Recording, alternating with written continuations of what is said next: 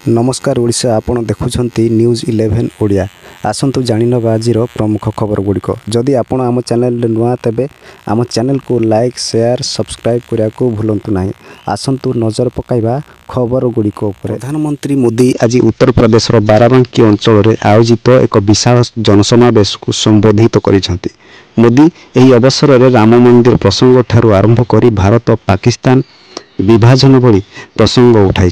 मोदी कहते जदि केंद्र में कांग्रेस नेतृत्वाधीन इंडिया मेंट सरकार गढ़ सफल हो जाए तेबे राम मंदिर उपर बुलडोजर चढ़ाइबा तिले मात्र विलंब करेंगे ना, कारण से प्रथम ही राम मंदिर को विरोध कर आसुछंती बोली मोदी कहते।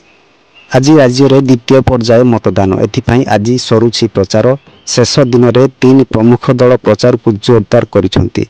द्वितीय पर्यायर प्रदीप पुरोहित, संगीता सिंहदेव, जुएल ओराम, अच्युत सामंत, विक्रम केशरी आरोख, सुशांत सिंह, कलिकेश सिंहदेव, निरंजन पुजारी, पद्मनाभ बेहेरा, प्रदीप अमातंक भली हेवीवेट नेता प्रचार करिसेंती।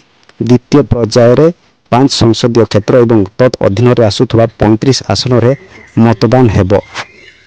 2023 रे देशर कर्मचारी उपलब्ध थिबा पुराना पेंशन सुविधा को सरकार संपूर्ण रूपे बंद कर देथिले।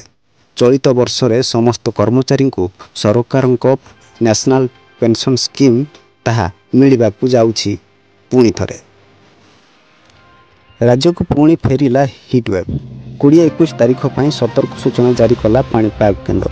आज 21 तारीख पर्यंत तापमात्रा 4 ରୁ 5 डिग्री वृद्धि पाइब। 20 तारीख पर बरगढ़, नुआपड़ा, बलांगीर, सोनपुर, बौद्ध एवं कंधमाल येलो वार्निंग जारी करा जायछि। ओडिशा रे बीजेपी पई ड्रीम गर्ल हेमा मालिनी को माराथन प्रचार। से गोटे दिन में भुवनेश्वर, कटक और पुरी जिलार 3टी स्थान में रोड शो और समावेश करिसेंती। समावेश में बीजेडी को सीधा निशाना करी कहिसेंती बीजेडी सरकार 25 वर्ष मध्य कौनसी विकास करिनथिबा कही सरकार को करिसेंती टार्गेट एवं एठाकार सरकार बदलिबा दरकार बोली से नारा देइछंती। मे शेष सप्ताह अर्थात 25 तारीख साधारण निर्वाचन पर प्रकाश पाइब मैट्रिक परीक्षा फल। मैट्रिक सह मध्यमा और राज्य मुक्त विद्यालय फल एककालीन प्रकाश पाइब। रिजल्ट प्रकाशन समय छात्र छात्री डिजिटल सर्टिफिकेट संग्रह करें। डाटा सेंटर क्षमतार भारत पलटिछि लीडर। ए क्षेत्र में आम देश ऑस्ट्रेलिया, जापान और सिंगापुर भली राष्ट्रगुड़ी को पछरे पकाई देइथिबा एक रिपोर्ट रु जना पड़ी। जून 2 तारीख रु आरंभ हेबो T20 विश्वकप। एथर विश्वकप पई 20टी दल रहिछंती। दल गुड़िक A, B, C, D 4टी ग्रुप रे विभक्त होइछंती। विश्वकप रे 55टी मैच खेला जिवो। प्रथम ए ग्रुप पर्याय हेबो जेउतरे 8टी दल सुपर 8 पर्याय को उन्नीत हेबे। एहा परे 4टी दल मध्य सेमीफाइनाल एवं तापर 2टी टीम मध्य फाइनाल मैच अनुष्ठित हेबो। रायरंगपुर निर्वाचन मंडली रे 13 जन प्रार्थी मध्य हेबो लड़ाई। साधारण निर्वाचन 2024 रे मयूरभंज जिले में शेष पर्याय रे लोकसभा और विधानसभा निर्वाचन अनुष्ठित हेबो। रायरंगपुर विधानसभा मंडली रे 2,29,619 जन भोटर थिबा बेले सेथि मध्यरु 1,12,957 जन पुरुष एवं 1,16,655 जन महिला भोटर थिबा जना पड़िछि। पूर्व अपेक्षा भारतीय वायुसेना अधिक शक्तिशाली हेबो। आगामी दिन में वायुसेना अतुलनीय शक्ति वृद्धि पाइब।